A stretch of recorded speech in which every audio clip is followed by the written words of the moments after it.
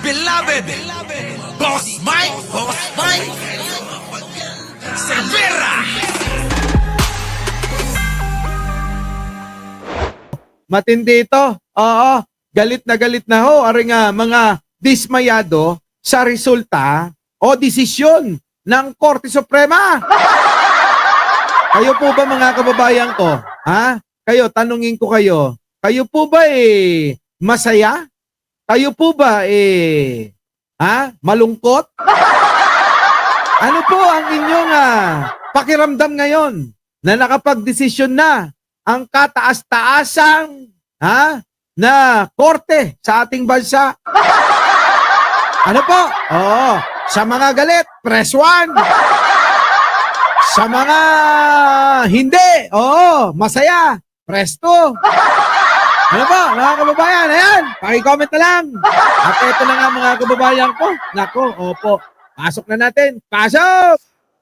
Babata sa desisyon ng Korte Suprema na ideklarang unconstitutional ang impeachment case laban kay Vice President Sara Duterte. Naku! Yan mga kababayan, umalma na ho ang ilan nating mga hindi masaya sa resulta po nitong desisyon ng Korte Suprema. O pakinggan nyo mga kababayan ko. Dahil kung may mga malungkot at dismayado, sabi ko nga, meron ding mga nagdidiwang na masasaya ngayon. Di ba? Pero meron din ikinatuwa ang desisyon. Narito ang Express Report ni Mean Los Baños. Sa deklarasyon ng Nako, eto na mga kababayan. Nako! Oo, yan na. Nagsimula ng kaguluhan mga kababayan. Korte Suprema na unconstitutional Nako ang po. reklamong impeachment laban kay Vice President Sara Duterte. Tayo nananawagan Na. Senado at Kongreso na igiit ang kanyang karapatan at kapangyarihan Na. dapat ituloy ang impeachment trial. Iyon mga kababayan. Kasi alam nyo, Rona Suzuki, thank you naman buena mano. Shout out sa lahat ng mga taga-Japan. Alam nyo mga kababayan ko, sa totoo lang ako dismayado din. Feeling ko mga kababayan para bang okay na lang ngayon na magnakaw Kasi meron namang Korte Suprema na pwedeng pagdalan at kung ikay maraming kaibigan dyan at kung ikaw ay malakas dyan at kung ikaw ay may pera mga kababayan, para bang okay na lang magnakaw no? Kasi mga kababayan, talagang ganun no? Alam naman natin, kayo po ba mga kababayan, hindi nyo pa ba pansin yung ginawa ni Buday?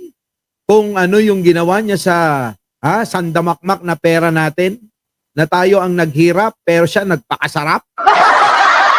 Di po ba mga kababayan ko? Matindi mga kababayan? Biruin nyo, tayo yung nagpapakahirap ng kwarta para pag-ambag-ambagan. May maitulong, may magawang proyekto ang gobyernong ito. Ipinagkatiwala kay Buday ninyo.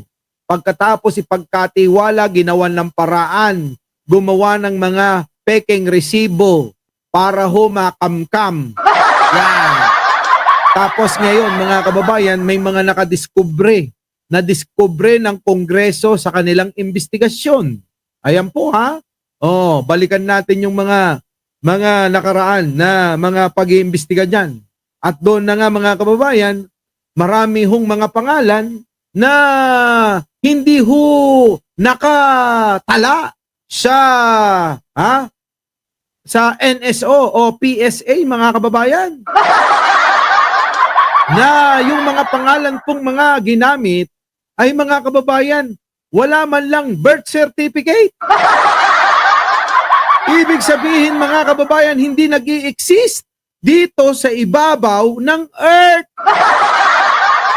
Saan kaya galing? Baka naman yung mga alien, Baka naman yung mga tumanggap na pinalalabas ni Buday, na tumanggap ng kanyang confidential fund at marami pang iba, mga kababayan, baka galing na ng Mars. Ano po mga kababayan? Yun po yung nangyari na talaga namang nagkaroon ng pagdududa ang taong bayan patungkol dyan sa usapin na yan. Sapagkat nga kung inyong matatandaan mga kababayan, eto na mga si Buday ay hindi rin namang sumasagot. Saan? Sa ginawang investigasyon at mga katanungan ng mga nag-iimbestiga patungkol sa kinasasangkutan niyang mga iskandalo pagdating sa mga kwartang nawawala. Di po ba mga kababayan? So yun po eh. So ngayon, ang mga tao nagagalit. Hindi lang ho kayo. Magbasa-basa kayo sa mga comment section, mga kababayan, kung sino-sino na ang pinagtitripan nila, ano? Di po ba? Samantalang yung iba tuwan-tuwa, mga kababayan. Ganun po talaga mga mangmang at tanga. Nakawan mo yung mga yan, mga kababayan, tatawanan ka pa. Totoo yan.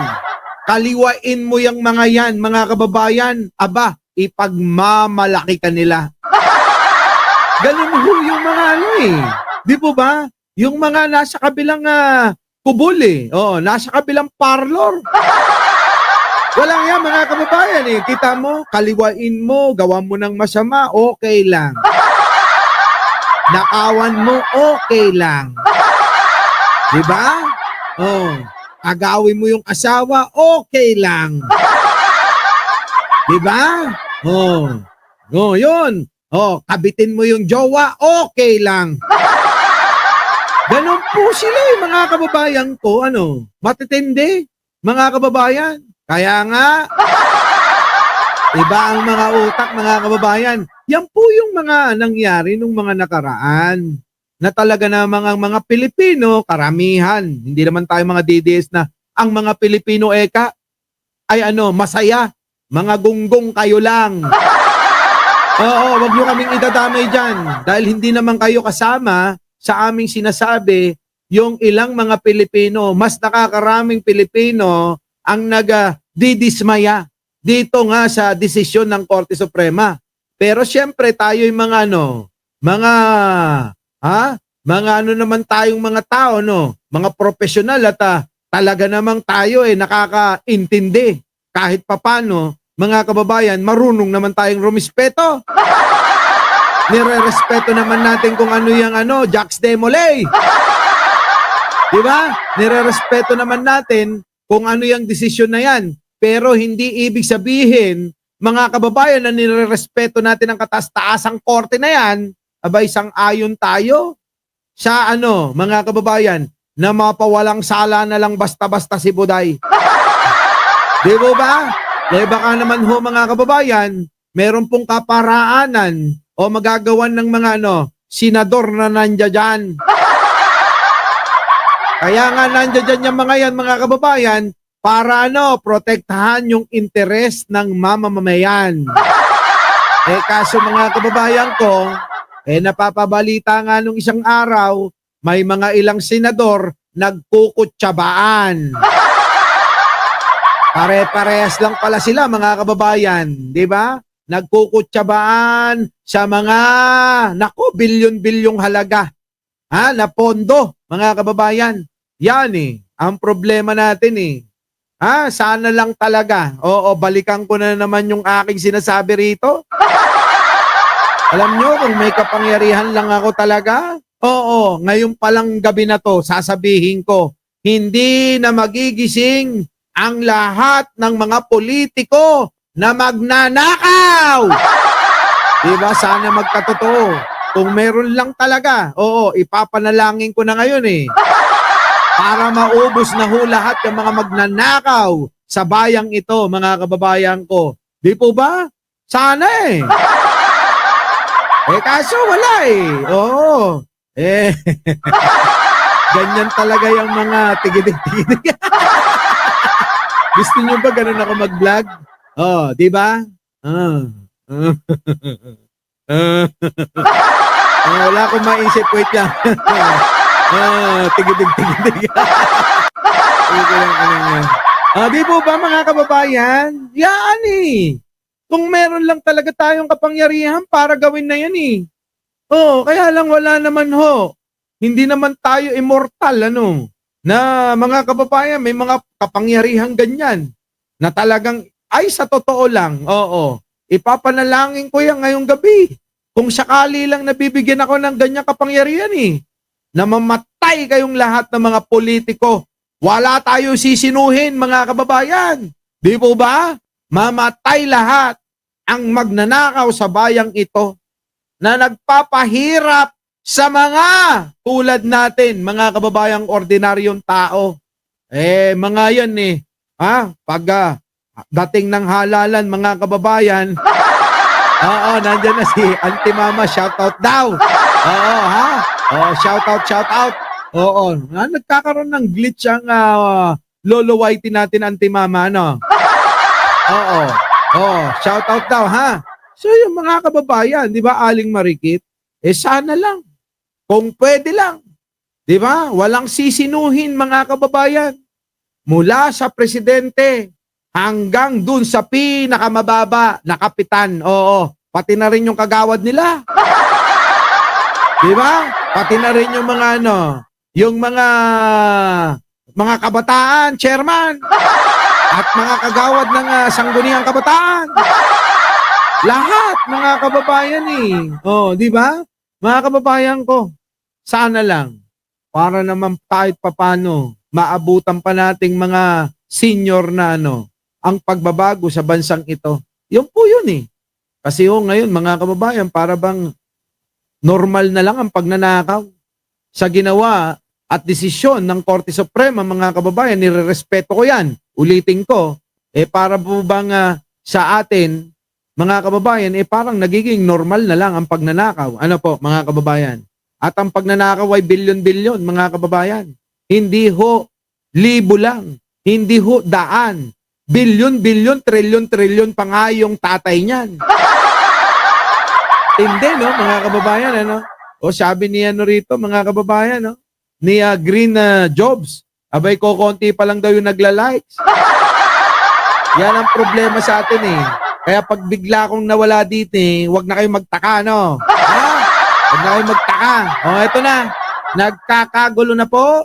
Yaring mga, grupo ng akbayan, nako, sa pangunguna neto, si medyo tabingi, dahil nga daw nagkasakit ito, mga kababayan. Eto na.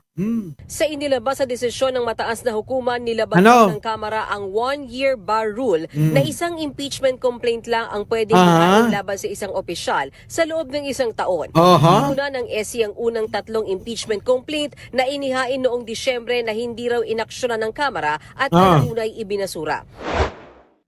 Our beloved Boss Mike.